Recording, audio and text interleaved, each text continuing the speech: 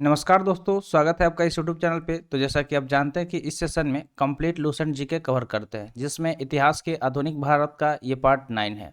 तो अगर आप किसी भी कॉम्पिटिटिव एग्जाम का प्रिपरेशन कर रहे हैं तो वीडियो लास्ट तक जरूर देखिएगा। और पहले का जो भी वीडियो बना हुआ है, अगर आपने वो नहीं देखा है तो चैनल पर आपको सेपरेट प्ले मिल जाएगा, वहाँ से आप उसे देख सकते हैं। तो चलिए इसको शुरू करते हैं। जल्दी से लाइक कर दीजिए और चैनल पर नए हैं तो जल्दी से चैनल को सब्सक्राइब कर लीजिए। तो हम लोग यहाँ से शुरू करने वाले हैं। यहाँ का हमारा टॉपिक है लॉर्ड लिथगो। ठीक है, लॉर्ड लिनलिथगो इसका नाम है। तो इसके बारे में हम पढ़ने वाले हैं और इससे रिलेटेड जो भी मोस्ट इंपॉर्टेंट पॉइंट्स है उसको डिस्कस करने वाले हैं। तो चलिए, सबसे पहले यहाँ पे पॉइंट ये दिया गया है कि इसके समय में जो मतलब ये लॉर्ड लिनलिथगो था, इसके टाइम पीरियड में ही पहली बार चुनाव कराया गया। ठीक है, तो जो चुनाव हुआ वो सबसे पहली बार किसके टाइम पीरियड में कराया गया? तो लॉर्ड लिनलिथगो के टाइम पीरियड में कराया गया था। कांग्रेस ने 11 में से 8 प्रांतों, यहाँ पे जो प्रांत का नाम दिया गया है जैसे कि बॉम्बे हो गया, मद्रास हो गया, बिहार हो गया, ठीक है, संयुक्त प्रांत हो गया, मध्य प्रांत हो गया, उड़ीसा हो गया, उत्तर प्रदेश सीमांत प्रांत हो गया और असम हो गया। तो ये जो यहाँ पे आप देख रहे हैं 8 प्रांत, इसमें अपनी सरकारें बनाई। तो 8 में जो 11 टोटल था, 11 में से 8 में कांग्रेस ने क्या किया? अपना सरकार बना लिया। और प्रथम 6 प्रांतों में कांग्रेस को स्पष्ट बहुमत मिली थी, जिसमें से जो 6 है, इसमें शुरू से जो 6 हैं जैसे कि बॉम्बे, मद्रास, बिहार, संयुक्त प्रांत, मध्य प्रांत, उड़ीसा, उत्तर प्रदेश सीमांत प्रांत, नहीं उड़ीसा तक, ठीक है, जो ये 6 है उड़ीसा तक, इनको यहाँ पे स्पष्ट बहुमत भी मिला था। बंगाल, असम, उत्तर पश्चिम सीमांत प्रांत, पंजाब और सिंध में कांग्रेस को पूर्ण बहुमत नहीं मिली थी। तो यहाँ पे जो आप नाम देख रहे हैं, यहाँ पे जो बहुमत नहीं मिली थी। तो ये आपको याद रखना है कि लॉर्ड जो लिनलिथगो था, इसके टाइम पीरियड में सबसे पहली बार चुनाव कराया गया, जिसमें से 11 प्रांत में से कांग्रेस को 8 प्रांत में जीत मिली और उसमें से भी जो 6 था, जो उसमें उसे स्पष्ट बहुमत भी मिला था। चलिए आगे बढ़ते हैं नेक्स्ट पॉइंट की तरफ।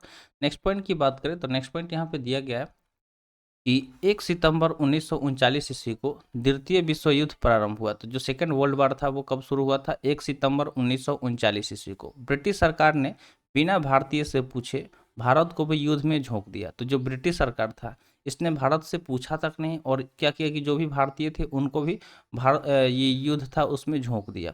कांग्रेस ने इसका विरोध करते हुए नारा दिया। ठीक है, तो जो कांग्रेस था, जब इसको पता चला कि अरे भाई हमारा देश है, हमारे लोग हैं, तो तुम कौन होते हो बिना पूछे युद्ध में हम लोगों को घुसाने वाले? तो उसने इस पे एक नारा भी दिया कि ना कोई भाई ना कोई पाई। ठीक है, ना कोई भाई ना कोई पाई। और इससे अपने द्वारा शासित प्रांतों के सभी मंत्रिमंडलों से त्यागपत्र दे दिया। और उसने क्या किया कि मतलब अपने जो भी उसके द्वारा शासित प्रांत थे वहाँ के सभी मंत्रिमंडलों से उसने त्यागपत्र दे दिया। उसके बाद 1 मई 1939 ईस्वी को सुभाष चंद्र बोस ने फॉरवर्ड ब्लॉक नाम का एक नई पार्टी बनाई। तो बहुत बार ये मतलब बिहार जो दरोगा का एग्जाम है उसमें भी डायरेक्ट क्वेश्चन पूछा गया था कि जो फॉरवर्ड ब्लॉक है उसका स्थापना कब किया गया था, और ये भी पूछा जाता है कि किसके द्वारा किया गया था। तो 1 मई 1939 ईस्वी को सुभाष चंद्र बोस ने फॉरवर्ड ब्लॉक नाम का जो नया पार्टी था उसका स्थापना किया था, ये याद रखिएगा। और मार्च 1940 ईस्वी में लीग के लाहौर अधिवेशन में पहली बार पाकिस्तान की मांग की गई।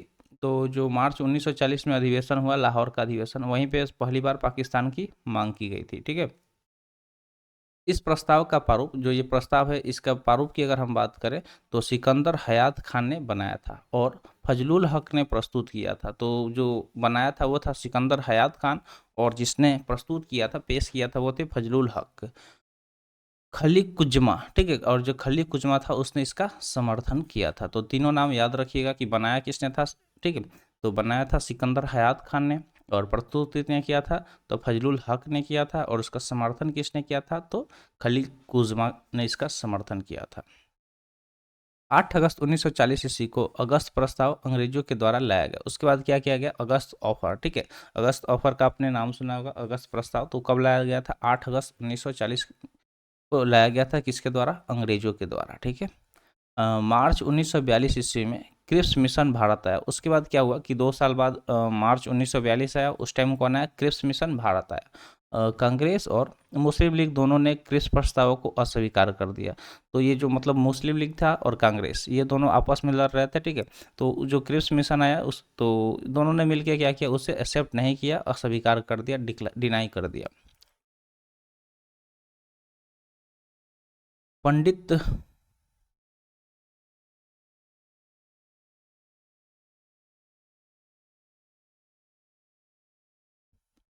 पंडित जवाहरलाल नेहरू और मौलाना आज़ाद क्रिप्स मिशन के साथ कांग्रेस के आधिकारिक वर्ताकार थे। तो यहाँ पे नाम याद रखिएगा, पंडित जवाहरलाल नेहरू और जो मौलाना आज़ाद थे वो क्रिप्स मिशन के साथ कांग्रेस के आधिकारिक वर्ताकार थे। तो ये दोनों कौन थे? आधिकारिक वर्ताकार थे। और 9 अगस्त 1942 ईस्वी को कांग्रेस ने भारत छोड़ो आंदोलन प्रारंभ किया। ठीक है, तो उसके बाद क्या हुआ कि 9 अगस्त 1942 को जो कांग्रेस था इसने एक आंदोलन शुरू किया जिसका नाम था भारत छोड़ो। ठीक है, क्विट इंडिया मूवमेंट जिसको बोलते हैं। तो भारत छोड़ो आंदोलन डायरेक्ट क्वेश्चन पूछा जाता है कि कब इसको शुरू किया गया था, तो 9 अगस्त 1942 ईस्वी को। ये डेट याद रखिएगा। भारत छोड़ो आंदोलन को अगस्त क्रांति के नाम से भी जानते हैं और इसका दूसरा नाम डायरेक्ट ये पूछा भी जा सकता है। तो मोस्ट इंपॉर्टेंट है कि अगस्त क्रांति, तो इसको यहाँ पे मार्क कर दे रहे हैं, याद रखिएगा। ठीक है, तो इसको अगस्त क्रांति के नाम से भी जानते हैं। उसके बाद क्या हुआ कि 1943 ईस्वी में बंगाल में भयानक अकाल पड़ गया। तो उसके बाद क्या हुआ 1942 में, तो ये हुआ भारत छोड़ो आंदोलन। लेकिन जैसे 1943 आया 1943, इस टाइम क्या हुआ कि बंगाल में भयानक अकाल पड़ गया। चलिए अगला जो नाम यहाँ पे हम लोग पढ़ने वाले हैं वो है लॉर्ड वेवेल। ठीक है, तो लॉर्ड वेवेल से रिलेटेड जो भी मोस्ट इंपॉर्टेंट पॉइंट्स है इसको डिस्कस करते हैं।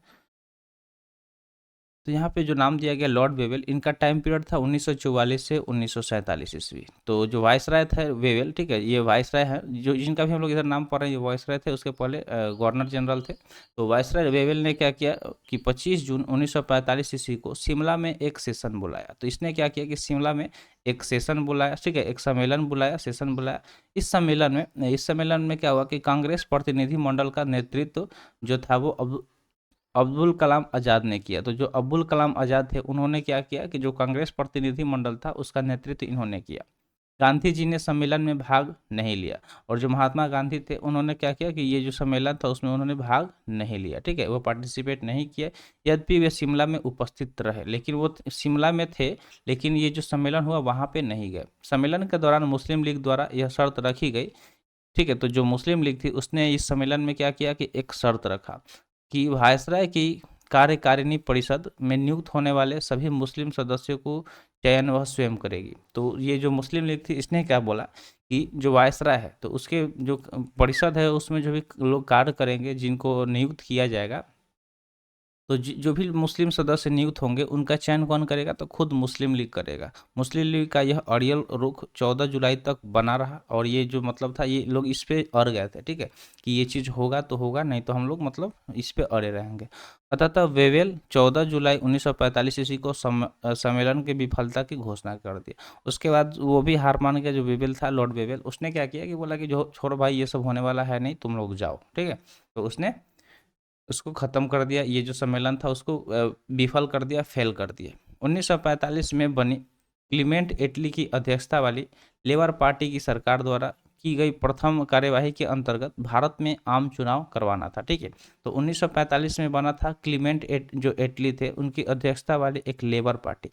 उसके द्वारा सरकार द्वारा मतलब पार्टी की सरकार द्वारा क्या किया गया था, पहला कार्यवाही के अंतर्गत भारत में आम चुनाव करवाना था। तो भारत में आम चुनाव करवाना था और दिसंबर 1945 ईस्वी में घोषित चुनाव परिणामों जो भी परिणाम घोषित किया गया दिसंबर 1945 ईस्वी में, तो केंद्रीय विधानसभा तथा प्रांतीय विधानमंडलों में कांग्रेस को पर्याप्त बहुमत मिला। तो उसमें क्या हुआ कि जो केंद्रीय विधानसभा था और प्रांतीय विधानमंडल वहाँ पे जो कांग्रेस था, कांग्रेस को क्या हुआ कि बहुमत मिला। केंद्रीय विधानसभा में कांग्रेस को निर्वाचन क्षेत्रों में 91.3% मत मिले। तो ये जो मतलब केंद्रीय विधानसभा था वहाँ पे जो कांग्रेस थी उसको जो निर्वाचन हुआ, इलेक्शन हुआ, निर्वाचन क्षेत्र हुआ, वहाँ पे इसको सबसे ज़्यादा वोट मिला। कितना प्रतिशत मिला, तो 91.3% वोट मिला। उसके बाद क्या हुआ कि मुस्लिम लीग ने सभी मुस्लिम सीटें जीत ली और जो भी मुस्लिम सीट थी, जितने सीट पे मुस्लिम लोग लड़ रहे थे उनको भी जीत मिल गया। प्रांतीय विधानमंडल में कांग्रेस को बम्बई, मद्रास, संयुक्त प्रांत बिहार, उड़ीसा और मध्य प्रांत में पूर्ण बहुमत मिला। तो ये जो कांग्रेस थी इसको कहाँ कहाँ पे जीत मिला, तो एक तो बम्बई में मिला, फिर मद्रास में मिला, और जो संयुक्त प्रांत बिहार था उस टाइम बिहार झारखंड ये मतलब साथ में ही था। उसके बाद उड़ीसा हो गया, मध्य प्रांत हो गया। तो इन सब जगहों पे इससे क्या हुआ कि जो कांग्रेस था उसको पूर्ण बहुमत मिला। मुस्लिम लीग को बंगाल तथा सिंध में बहुमत मिला और जो मुस्लिम लीग थी उसको कहाँ कहाँ बहुमत मिला, तो इसको बंगाल, ठीक है, बंगाल और सिंध में बहुमत मिला। पंजाब में, और जो पंजाब था, पंजाब में क्या हुआ कि पंजाब में कांग्रेस, अकालियों और यूनियनिस्ट पार्टियों को साझा सरकार बनी। तो वहाँ पे साझा सरकार मतलब क्या है कि जो मतलब तीन सबको मिला के एक सरकार बनाया गया, जिसमें कांग्रेस थी, अकालिया थी और यूनियनिस्ट पार्टी थी। ठीक है, यूनियनिस्ट पार्टी थी, इनको मिला के,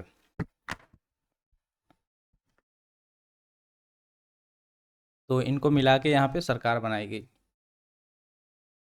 कैबिनेट मिशन 1946 ईस्वी में भारत आया। उसके बाद क्या हुआ कि जो कैबिनेट मिशन 1946 में क्या आया, भारत आया। इस मिशन के सदस्य की अगर हम बात करें तो स्टेफोर्ड क्रिप्स थे, पैथिक लॉरेंस थे और एवी अलेक्जेंडर थे। तो ये तीन नाम याद रखिएगा कि क्रिप्स मिशन में जो भारत आया कब आया था, तो 1946 में आया। और इसमें कौन कौन से सदस्य थे, तो स्टेफोर्ड क्रिप्स थे, पैथिक लॉरेंस थे और एवी अलेक्जेंडर थे। तो ये नाम भी काफ़ी इंपॉर्टेंट है, पूछा जाता है बहुत सारे एग्जाम में। उसके बाद 20 फरवरी 1947 ईस्वी में प्रधानमंत्री लॉर्ड क्लीमेंट एटली, ठीक है, जो लेबर पार्टी ने हाउस ऑफ कॉमन्स में यह घोषणा की कि जून 1948 ईस्वी तक प्रभुसत्ता भारतीयों के हाथ में दे देंगे।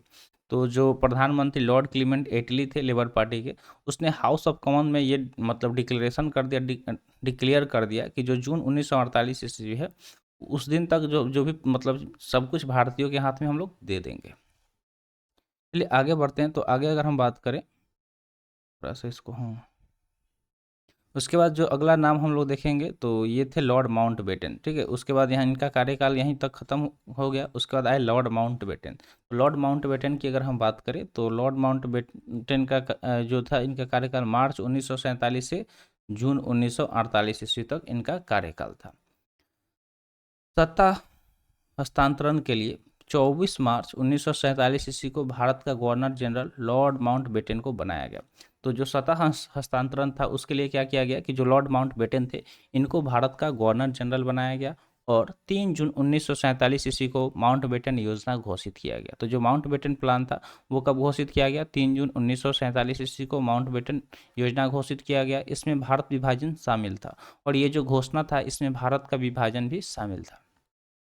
4 जुलाई 1947 ईस्वी को ब्रिटिश संसद में एटली द्वारा भारतीय स्वतंत्रता विधेयक प्रस्तुत किया गया, जिसे 18 जुलाई को स्वीकृति मिली। तो उसके बाद क्या किया गया कि जो एटली थे उन्होंने क्या किया कि जो भारतीय स्वतंत्रता विधेयक को प्रस्तुत किया और बाद में 18 जुलाई को क्या हुआ कि इसे स्वीकृति मिली। विधेयक के अनुसार भारत और पाकिस्तान दो स्वतंत्र राष्ट्रों की घोषणा की गई। और ये जो विधेयक विधेयक पास हुआ उसमें क्या हुआ कि दो अलग अलग देश हो गए, यानी कि भारत का विभाजन हो गया जिसमें दोनों देश को स्वतंत्रता मिली। और 15 अगस्त 1947 ईस्वी को हमारा देश आज़ाद हो गया। तो फाइनली जो ये दिन था, जैसे कैसे कैसे आया सब कुछ आपको शुरू से बता रहे हैं। तो 15 अगस्त 1947 ईस्वी को क्या हुआ कि भारत स्वतंत्र हो गया। स्वतंत्र भारत की अगर हम बात करें तो डायरेक्ट क्वेश्चन ये पूछा जाता है, जो यहाँ पे पॉइंट दिया गया है कि स्वतंत्र भारत का प्रथम गवर्नर जनरल कौन था। ठीक है, तो स्वतंत्र भारत की अगर डायरेक्ट क्वेश्चन पूछा जाए कि गवर्नर जनरल कौन था, तो आपको नाम याद रखना है कि लॉर्ड माउंटबेटन। जो लॉर्ड माउंटबेटन हुए वो स्वतंत्र भारत के प्रथम गवर्नर जनरल हुए। तो ये स्वतंत्र भारत के प्रथम गवर्नर जनरल हुए। और अगला जो नोट दिया गया है कि स्वतंत्र भारत के प्रथम, ठीक है, यानी कि जो हमारा देश जब स्वतंत्र हुआ तो पहला और आखिरी भारतीय गवर्नर जनरल कौन हुए, तो सी राजा गोपालचारी, जिनका पूरा नाम होता है चक्रवर्ती राजा गोपालचारी, तो ये हुए। ठीक है, तो ये भी ना क्वेश्चन काफ़ी इंपॉर्टेंट है। ये दोनों के दोनों जो दिए गए हैं, ठीक है, यहाँ पे स्वतंत्र भारत के प्रथम और अंतिम भारतीय गवर्नर जनरल का नाम याद रखना है और स्वतंत्र भारत का प्रथम गवर्नर जनरल और कौन था, तो ये भी आपको याद रखना है। तो यहाँ तक चीज़ें क्लियर हो गई। अब यहाँ पे कुछ इस पॉइंट को हम लोग कवर कर लेते हैं। तो थोड़ा सा स्लाइड को छोटा कर लेते हैं।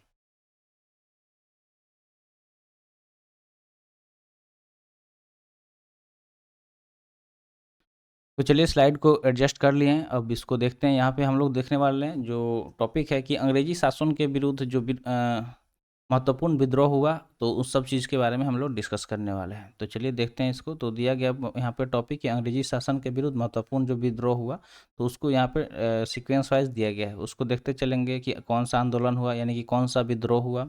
उसके देखिए यहाँ पे जैसे आंदोलन यानी कि विद्रोह, उसका जो प्रभावित क्षेत्र था वो कौन था, उससे संबंधित नेता और नेतृत्व किसके नेतृत्व में ये सब हुआ, और समय। ठीक है, तो ये उससे यहाँ से बहुत ज़्यादा क्वेश्चन पूछा जाता है। तो इसको डायरेक्टली हम लोग पढ़ते चलेंगे और समझते चलेंगे। तो सबसे पहले अगर हम बात करें सन्यासी विद्रोह के बारे में, तो जो सन्यासी विद्रोह था ये इससे प्रभावित क्षेत्र कौन कौन था, तो बिहार और बंगाल था। ठीक है, बिहार और बंगाल जो था सन्यासी विद्रोह से प्रभावित था। और इससे संबंधित नेता की बात करें तो केना सरकार और दिरजी नारायण, ठीक है, जो केना सरकार और दिरजी नारायण थे, ये इनके द्वारा नेतृत्व किया गया या फिर ये संबंधित नेता थे। समय की बात करें तो टाइम पीरियड कौन सा था, 1760 से 1800 ईस्वी, ठीक है, 1760 से 1800 ईस्वी। इसी तरह जो नेक्स्ट है वो था फकीर विद्रोह, ठीक है, फकीर विद्रोह की बात करें तो ये कहाँ पे इसका प्रभावित क्षेत्र कौन था, बंगाल, और मजनून शाह और चिराग अली, जो मजनून शाह और चिराग अली थे वो इससे संबंधित नेता थे। और इसके समय की बात करें तो 1776-77 टाइम पीरियड था इसका, ठीक है, 1776-77 क्या था इसका टाइम पीरियड था। इसी तरह नेक्स्ट है पहाड़िया विद्रोह। पहाड़िया विद्रोह जो था, इससे प्रभावित क्षेत्र जो भागलपुर है बिहार का वो था। और जो इससे संबंधित नेता की बात करें तो तिलका मांझी, जो तिलका मांझी थे वो इससे संबंधित नेता थे। और टाइम पीरियड की बात करें तो 1779 ईस्वी, ठीक है, 1779 ईस्वी के टाइम में ये विद्रोह हुआ था। नेक्स्ट यहाँ पे दिया गया है चुआरो विद्रोह। चुआरो विद्रोह की बात करें तो जो बांकुड़ा है बंगाल का, वो इससे प्रभावित क्षेत्र था। करणगढ़ की रानी शिरोमणि एवं दुर्जन सिंह, ठीक है, तो जो करणगढ़ की रानी शिरोमणि थी और जो दुर्जन सिंह थे वो संबंधित नेता थे इस विद्रोह के। और टाइम पीरियड की बात करें तो 1798 ईस्वी, ठीक है, तो कब के टाइम में ये हुआ था, तो 1798 के टाइम में।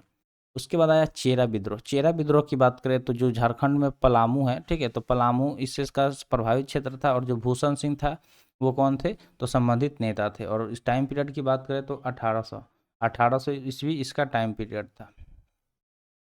आगे अगर देखें तो पॉलीगढ़ों की विद्रोह, ठीक है, पॉलीगढ़ों की विद्रोह की बात करें, इसका प्रभावित क्षेत्र कौन सा था, तो इसका प्रभावित क्षेत्र तमिलनाडु था, ठीक है, जो तमिलनाडु था वो पॉलीगढ़ों के विद्रोह का प्रभावित क्षेत्र था। और वीआरपी कट्टावान वास मन्नान, ठीक है, तो वीआरपी सॉरी वीर पी कट्टावामान इस जो थे वो संबंधित नेता थे। और समय की बात करें तो 1799 और एक यानी कि 1801 ईस्वी इसका टाइम पीरियड था। अगला था वेला टम्पी विद्रोह, ठीक है, तो वेला टम्पी विद्रोह ट्रावणकोर का इसका संबंधित क्षेत्र था। और हम इसके संबंधित नेता की बात करें तो कौन थे, तो मेलू थाम्पी, ठीक है, जो मेलू थाम्पी थे वो संबंधित नेता थे। अगर इसके समय की बात करें तो 1808 और 9 ईस्वी इससे टाइम पीरियड था। इसी तरह हम लोग इसको करते चलते हैं जल्दी जल्दी से। तो अगला है भील विद्रोह। भील विद्रोह की बात करें तो जो पश्चिम घाट था, पश्चिमी घाट इसका प्रभावित क्षेत्र था। सेवाराम जो थे वो कौन थे, तो सेवाराम जो थे वो संबंधित नेता थे। और टाइम पीरियड की बात करें तो 1825 से 31 था। उसी तरह रामोसी विद्रोह की बात करें तो पश्चिमी घाट इससे प्रभावित था। ये भील विद्रोह, रामोसी विद्रोह दोनों को याद रखिएगा। और चित्तर सिंह बस इनका जो संबंधित नेता था वो बदल जाएगा और समय बदल जाएगा। तो 1825 और 29 के टाइम में ये विद्रोह हुआ था।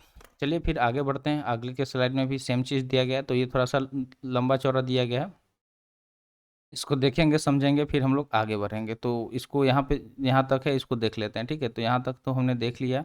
चलिए अब यहाँ से शुरू करते हैं। तो यहाँ पे दिया गया फिर से 10 नंबर पे पागलपंथी विद्रोह, ठीक है, कौन सा विद्रोह, तो पागलपंथी विद्रोह दिया गया। पागलपंथी विद्रोह की अगर हम बात करें, ठीक है, तो पागलपंथी विद्रोह असम में हुआ था। ठीक है, असम इसका प्रभावित क्षेत्र था। और टीपू जो था इसका संबंधित नेता था। 1825 और 27 के टाइम में ये हुआ था। फिर आया अहोम विद्रोह, असम, ठीक है, प्रभावित क्षेत्र असम ही था। और गोमधर कुंवर जो थे वो गोमधर कुंवर वो संबंधित नेता थे। और 1828 ईस्वी के टाइम में ये हुआ था। इसी तरह आया बहावी आंदोलन। तो बहावी आंदोलन से जो प्रभावित क्षेत्र था वो था बिहार और उत्तर प्रदेश। और सैयद अहमद तुत्तीमीर जो थे वो संबंधित नेता थे। और 1831 के टाइम में ये विद्रोह हुआ था। नेक्स्ट जो था वो कोल आंदोलन, ठीक है, तो कोल आंदोलन की बात करें तो ये छोटा नागपुर जो कि झारखंड में पड़ता है वो प्रभावित क्षेत्र था। और जो गोमधर कुंवर थे वो संबंधित नेता थे। टाइम की बात करें तो 1831-32 के टाइम में ये विद्रोह हुआ था। फिर आया भूमिज विद्रोह जो कि झारखंड का रांची जो जगह है वहाँ वो ये प्रभावित क्षेत्र था। और गंगा नारायण हंगामा, जो गंगा नारायण हंगामा था वो संबंधित नेता थे। और हम समय की बात करें तो 1832 ईस्वी था। फिर आया खासी विद्रोह। खासी विद्रोह की बात करें तो ये प्रभावित एरिया असम था। और तीरथ सिंह जो थी, ठीक थे, तीरथ सिंह वो संबंधित नेता थे। और टाइम की बात करें तो 1833 ईस्वी टाइम था। नेक्स्ट हुआ कंद विद्रोह। तो कंद विद्रोह की बात करें तो प्रभावित जो क्षेत्र था वो उड़ीसा था। और चक्र बिसोई जो थे संबंधित नेता थे। और 1837 के टाइम में ये विद्रोह हुआ था। इसी तरह अगला जो विरोध हुआ की बात करें तो वो है फरायजी आंदोलन जो कि बंगाल में हुआ। और सरियतुल्ला मीटू मियाँ, सरियतुल्ला मीटू मियाँ सॉरी टीटू मियाँ, सरियतुल्ला और टीटू मियाँ ये संबंधित नेता थे। और टाइम की बात करें तो 1838 और 48 के टाइम में ये विद्रोह हुआ था। नील विद्रोह की बात करें तो बंगाल बिहार में हुआ था। और तिरुत सिंह इससे संबंधित नेता थे। टाइम की बात करें तो 1854 से 1800 62 तक। संथाल विद्रोह की बात करें तो बंगाल व विद्रोह में हुआ था। और सिंधु कान्हू, ठीक है, सिंधु कान्हू की बात करें तो ये संबंधित नेता थे, समय 1855 और 56 था। फिर मुंडा, तो जो मुंडा लोग थे हैं ये झारखंड में ज़्यादा पाए जाते हैं, तो सीधे याद रखिएगा मुंडा विद्रोह बिरसा मुंडा से, और बिरसा मुंडा कहाँ के थे, झारखंड के, ठीक है। तो बिरसा मुंडा झारखंड, और समय 1899 से 1900।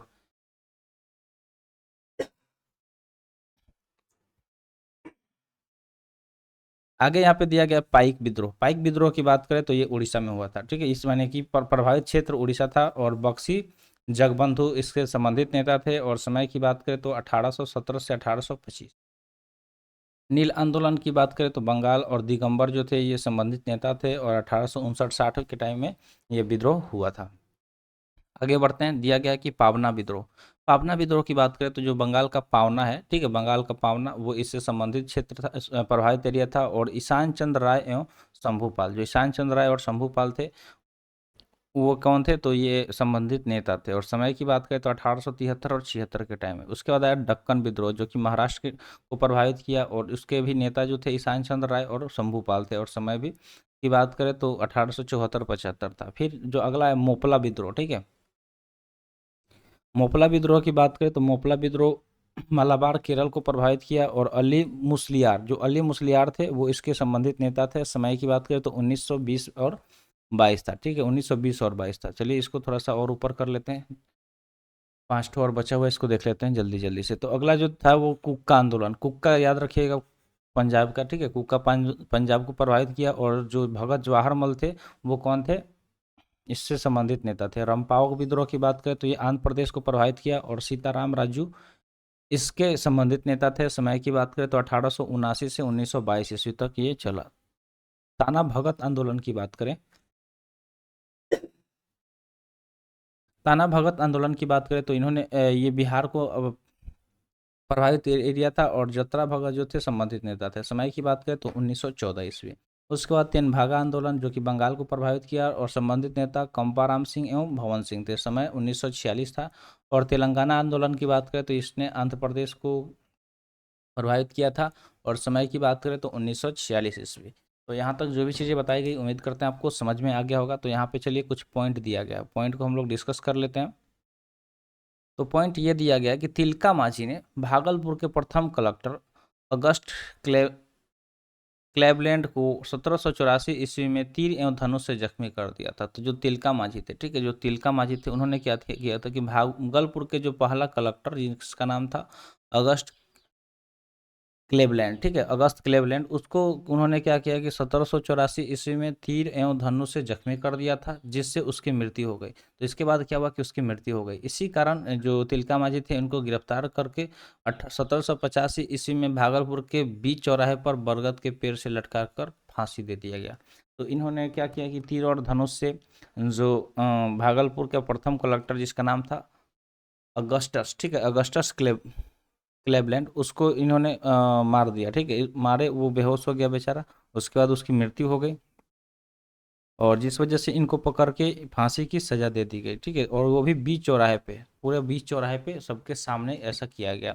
तो भागलपुर ने राजमहल के बीच का क्षेत्र, ठीक है, भागलपुर से जो राजमहल के बीच का जो क्षेत्र था, जो दामन एक कोह के नाम से जाना जाता था, संथाल बहुल क्षेत्र था, ठीक है। तो ये जो था वो संथाल बहुल क्षेत्र था, और गैर आदिवासी एवं अंग्रेजों के अत्याचार से तंग आकर यहाँ के संथालों ने अपने आप को संगठित कर लिया। तो जो ये संथाल बहुल बहुल क्षेत्र था, और जो भी गैर आदिवासी लोग थे, यानी कि जो आदिवासी नहीं थे वो और अंग्रेज, इन लोगों से ये लोग तंग आकर इन्होंने क्या किया कि अपने आप को संगठित कर लिया, ऑर्गेनाइज कर लिया। संथालों को उत्प्रेरित करने का कार्य भागनाडीह गांव के चुल्लू संथाल के 4 पुत्र, ठीक है, पुत्र सिद्ध, कान्हू, चांद और भैरव ने किया। तो ये जो 4 लोग यहाँ पे नाम देख रहे हैं, इन्होंने क्या किया, सबको उत्प्रेरित किया कि ये लोग हमारे साथ अन्याय कर रहे हैं, इस तरह से कुछ कुछ बोल के उसको भड़काया, और सबको अपने एक साथ कर लिया।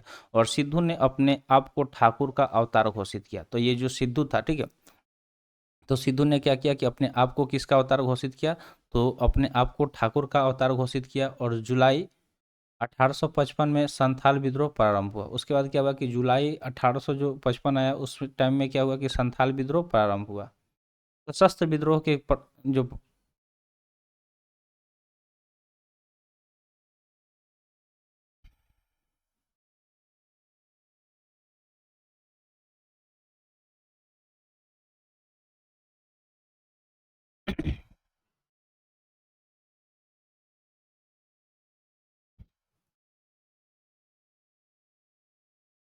उसके बाद यहाँ पे दिया गया कि सशस्त्र विद्रोह के प्रारंभ दीसी नामक स्थान में अत्याचारी दरोगा महेश लाल की हत्या से हुआ। ठीक है, तो ये जो जो ये विद्रोह शुरू हुआ तो सबसे पहले कहाँ से शुरू किया गया, तो जो दीसी नामक स्थान पे एक अत्याचारी दरोगा था जो काफ़ी ज़्यादा अत्याचार कर रहा था, जिसका नाम था महेश लाल। तो सबसे पहले इन लोगों ने क्या किया कि उसका हत्या किया, और वहीं से ये संथाल विद्रोह का प्रारंभ हुआ। बिरसा मुंडा के जन्म की अगर हम बात करें, ठीक है, तो अगला पॉइंट दिया गया बिरसा मुंडा के जन्म का, कि इनका जन्म 15 नवंबर 1875 ईस्वी को पलामू जिले के तमार के निकट उली हातू नामक गांव में हुआ था। 1895 में बिरसा ने अपने आप को ईश्वर का दूत घोषित किया। तो जो बिरसा मुंडा थे उन्होंने क्या बोला 1895 में कि मैं ईश्वर का दूत हूँ, ठीक है, और ऐसा उन्होंने घोषित किया। नेक्स्ट पॉइंट है उड़ीसा के कंध आदिवासियों के बीच मड़ियाह प्रथा। ठीक है, मड़ियाह प्रथा मतलब मानव बलि प्रथा का प्रचलन था। तो ये काफ़ी भयंकर चीज़ है कि जो उड़ीसा का जो कंध आदिवासी थे उनके बीच ये ऐसा मतलब एक प्रचलन था मड़ियाह। मड़ियाह मतलब होता है मानव बलि प्रथा, यानी कि जैसे आप लोग देखते होंगे ना कि जानवर वगैरह का बलि चढ़ता है कहीं कहीं पे, तो इस तरह मानव का बलि चढ़ता था। ये ऐसा मतलब एक प्रचलन था इन लोगों के बीच में। यहाँ पे एक नोट दिया गया है, ये नोट को देखते हैं। तो दिया गया है नोट कि भगत जवाहर मल के शिष्य राम सिंह ने 1872 ईस्वी में अंग्रेजों का कड़ाई में सामना किया। बाद में इन्हें कैद कर रंगून भेज दिया गया, जहां 1885 ईस्वी में इनकी मृत्यु हो गई। तो एक नाम यहाँ पे देख रहे हैं भगत जवाहर मल, तो उसके जो शिष्य थे राम सिंह, उसने क्या किया था 1872 में अंग्रेजों का कड़ाई से सामना किया, और बाद में रंगून में इन्हें भेज दिया गया कैद करके, जहाँ पे 1885 ईस्वी में इनकी मृत्यु हो गई थी। तो यहाँ तक चीज़ें जो भी बताया गया आई होप आपको समझ में आ गया होगा।